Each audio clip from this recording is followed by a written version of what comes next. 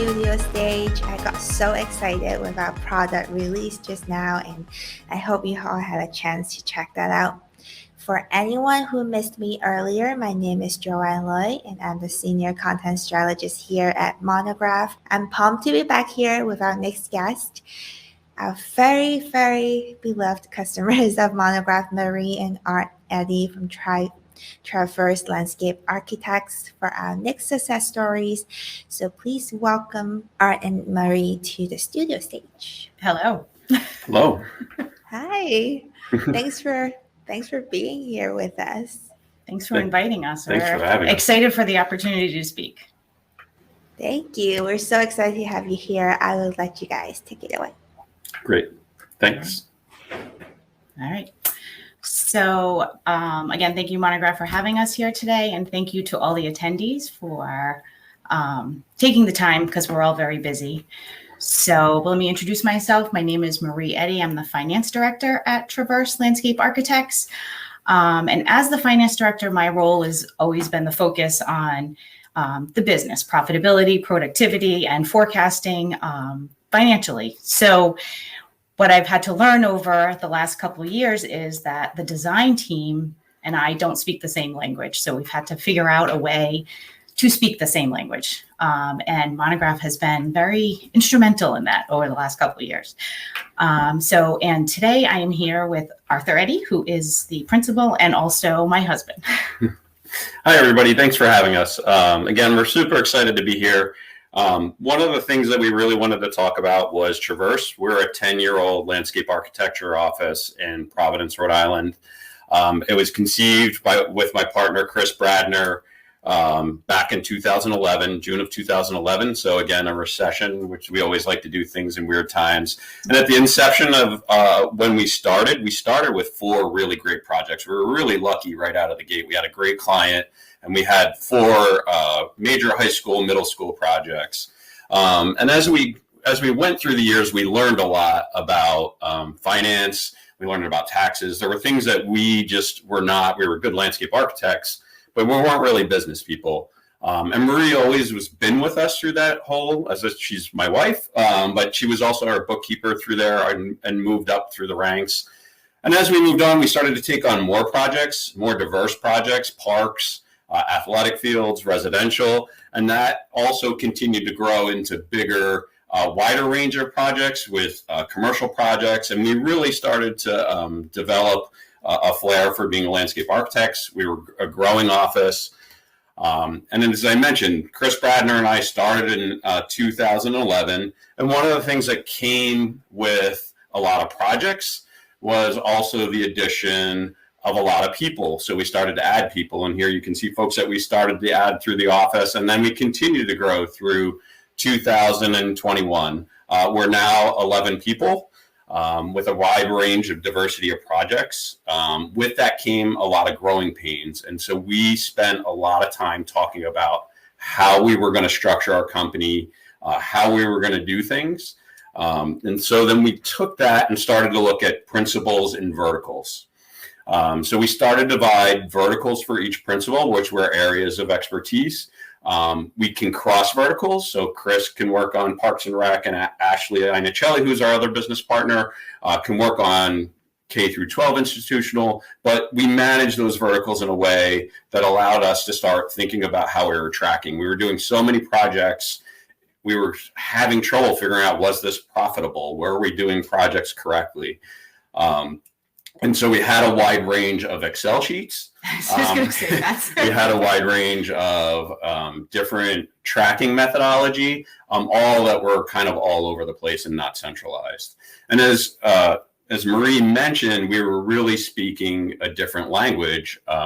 As designers, we're very visual people. So Marie was an accountant before she came to Traverse, and she was very good at putting P&Ls together, and landscape architects don't always, or designers don't always really want to look at spreadsheets and numbers, which is challenging. So we were really looking for something so that we could start speaking the same language, and we could start understanding what each other's needs were. And I think that's one of the great balances of having Marie with us and then having our principals all participate. Marie is the bridge that starts to talk management and finance and design and be able to combine those. And I think in the last year, Marie, we've really been able to start to talk that language. Right. And not just with the principals, we've been able to push it down to the more senior staff and help them understand that a project is not just the design and the output. You do have to understand the financial piece behind it and forecasting out your hours and profitability and stuff. So it's been a good year to learn that. And so we spent a lot of time really digging in and looking for what could we do to make our business better? How could we strategize better? How could we start to look at verticals and understand where our profit centers are? And then start to look at how can we advance our future? And then on top of that, as we mentioned, people was really how do we start to manage what was a much larger group of people than the two of us, Chris and I, sitting in a workspace, a shared workspace over the years and growing into that company. So now we had to start understanding that. The other thing that was a core goal of ours was really to start to develop people. To make sure that people were learning and advancing, we really wanted to make sure one of the hardest things about being a designer is also understanding the business aspect. And it's something that we don't always get a ton of training from our educational. So one of the things that we really wanted to instill was making sure that we were educating people. And so that's kind of where Monograph came in for us to help us kind of structure what we were doing and look at how our business was operating. And if you want to talk a little bit, Marie, about how Monograph has helped us over the years. Well, and it's the educating piece is very interesting because it's educating the staff, the designers on the finance piece, but equally educating myself on the design because I'm a very black and white. Like the project is due this day, it's due. Like, you just go and it doesn't always work that way. So with Monograph and doing timesheets and then even just the reporting on a project just shows me to understand like deadlines and where that falls and then how to assist in making the project run better on the back end. So it's, again, collaborating between the designers and myself has really been an interesting journey this year. And I think one of the things that you could say, Marie, is that you've really learned the design side more than you had. And Marie really joined us last year as she was more of a bookkeeper role. But now she's really starting to understand project delivery, some of the components of a project and understanding how to communicate that to folks that don't like to read spreadsheets. So one of the things that we found truly valuable was kind of reporting. We were able to now start to look at things in a much bigger picture from a micro level, which look over the next week. With the resource tab, really looking where we're distributing our work, but also really looking from a macro level, what does the next quarter look like? What do the next 6 months look like? Where are we in terms of what the year looks like and how are we projecting outwards? A lot of information that we could quickly disseminate and make decisions. It's helped us with hiring and kind of making decisions about hiring, accounting.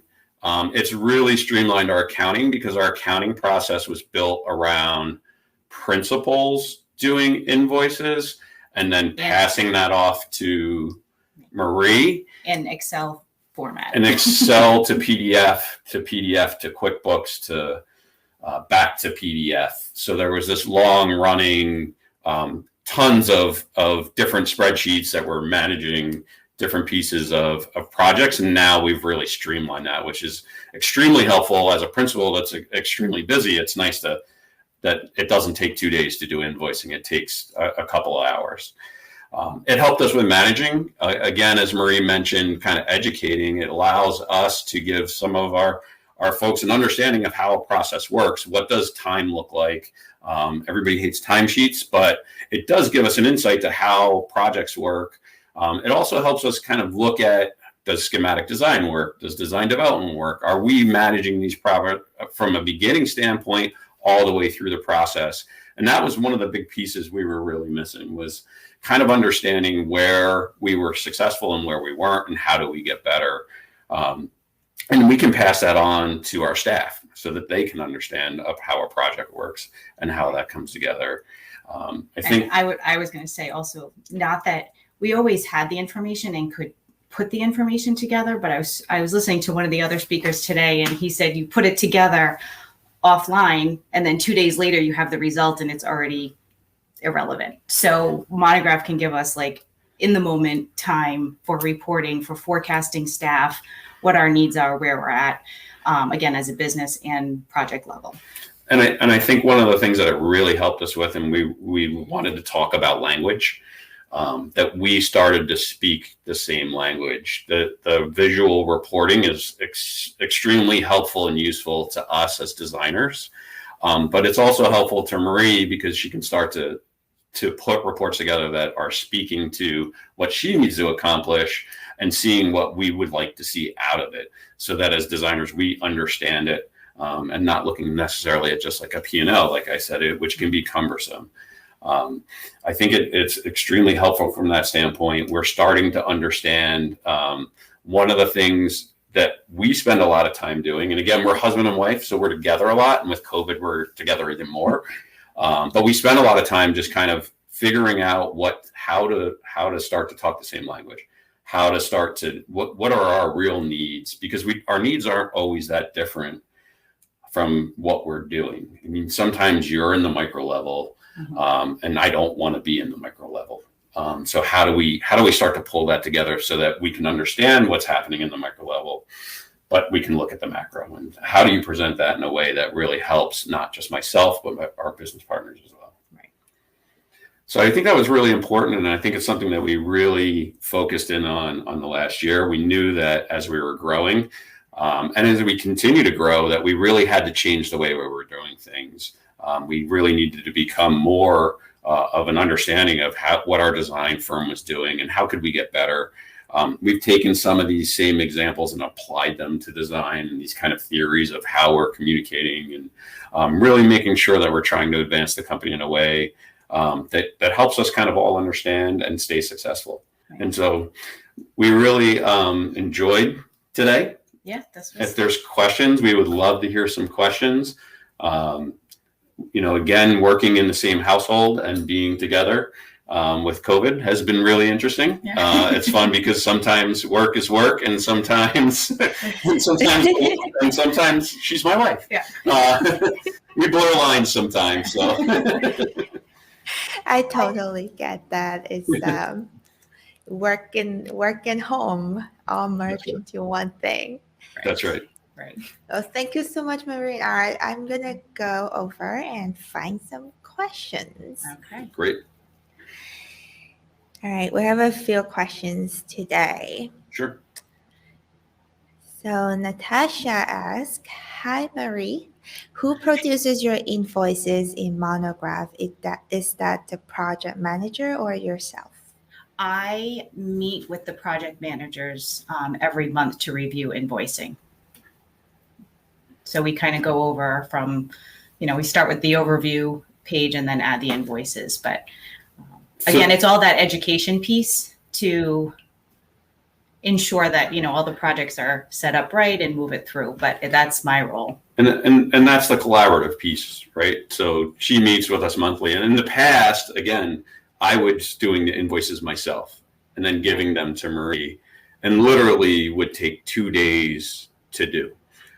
That process has been streamlined for just me. That process is streamlined down to 2 hours.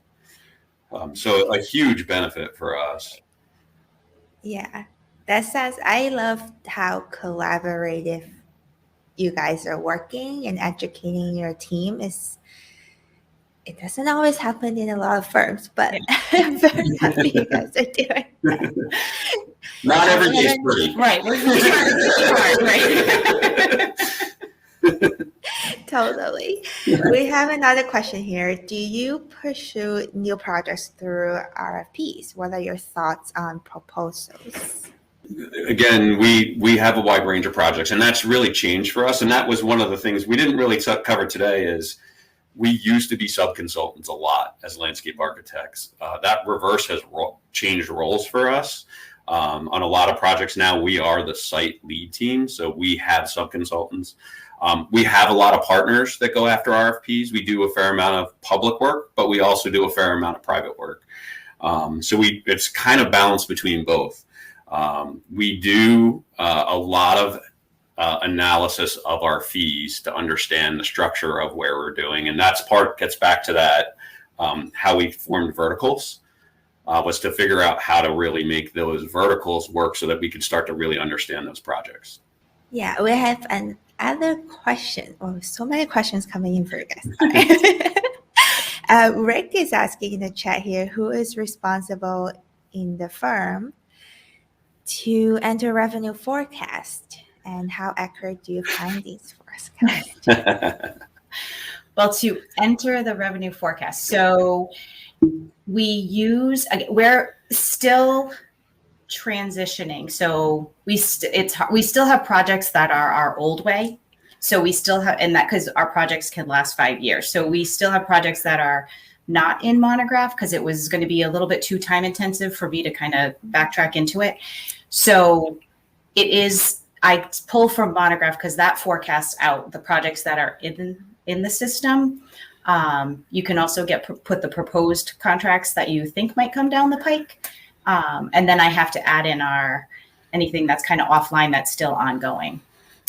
And again, part of revenue forecasting, the vertical piece made us as principals responsible for our verticals. So we are responsible for putting a budget together, and that budget ties into the budget for the firm.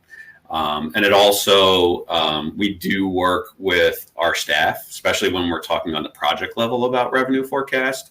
We sit with them and work through how many hours and looking at hours and budgets. And we generally know what projects should cost or be priced to be competitive. How do we fit in with that, and how do we adjust? Yeah, I'm curious to know, because I saw your chart to all these different tracks of like K-12 residential projects. How do you find your team collaborate together? Because that monograph, we talk a lot about siloing, where a lot of firms have this structure, but they don't talk to each other. How do you promote that communication on a day-to-day basis? Yeah, so we don't, from a team standpoint, we don't silo folks into teams unless there's a real strong expertise in that area or a desire to be in that area. And in some instances, like athletics, pretty specialized. We have folks that are really interested in doing that. They kind of specialize in that. But we all work across a wide range of projects. Just because I run athletics and parks, I still run 2 school projects. I still do commercial projects. So we still are crisscrossing and collaborating, and teams are working on all different types of projects within the office. So they're getting that experience across. And we use lessons learned from both to speak to each other. Yeah, lessons learned are important.